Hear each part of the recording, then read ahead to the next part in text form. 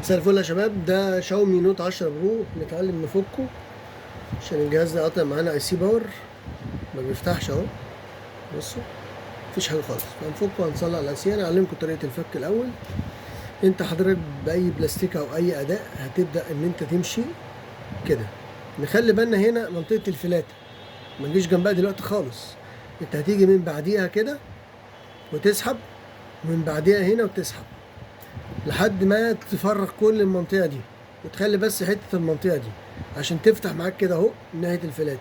هتيجي بقى تفتح كده بالراحة بالراحة، هتلاقي شايفين الفلاتة فين عشان ما تتقطعش اهي. ده أول ريسك عشان نبعد عنه. بعدين هنبدأ بقى نفك المسامير بتاعتنا. هو الجهاز ده اتفك قبل كده، معرفش كان معمول فيه ايه. عامة احنا في مشكلة ونحاول نحلها، بس خلينا الأول طريقة الفك. بعلمكم طريقة الفك عشان اللي بيشتغل ما يقعدش تايه، هو انا هفك ازاي، او اللي بيغير شاشة يقول لك انا بفك ازاي. المسمار ده ملناش دعوة بيه، ده ماسك فلات السماعة عشان ما تقعدش تفك كله وخلاص. حتى هنا تقريبا المسامير كمان متغيرة، متركبة مسامير سودا، معنى كده ان المسامير الأصلية بتاعت الجهاز طارت منه او ضاعت يعني، فمش مشكلة برضه، عادي اي مسامير تنفع.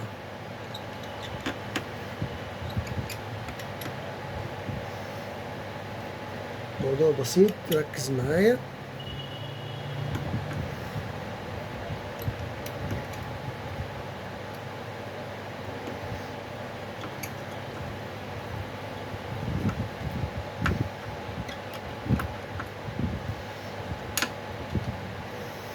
نشيل بيت الخط،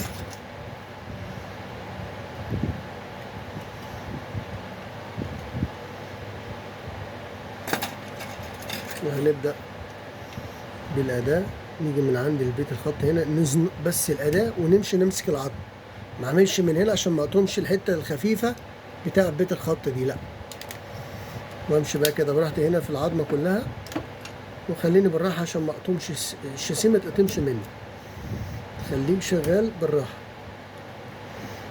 هي بيبقى كده تريكات صغيرة في الشغل بس تبعدك عن ريسك الجهاز.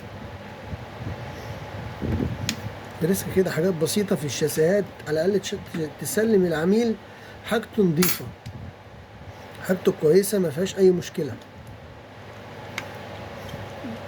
مش يديك الجهاز سليم ترجعه له انت شاسيه مكسور، تقول له تقعد تقول له غصب عني. طبعا بيحصل حاجات كتير قوي، بس على الأقل لما تشتغل كده بالراحة ماشي. طبعا هنفتحها نفس الفتحة بتاعة شيلة الظهر، نفس الطريقة. ليه؟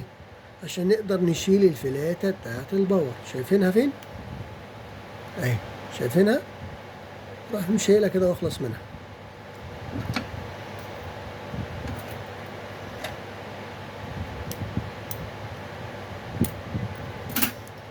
بس كده انا طلعت بالشاسيه ده والدنيا عندي سهلة. اللي هشتغل فيه ان انا ارفع البوردة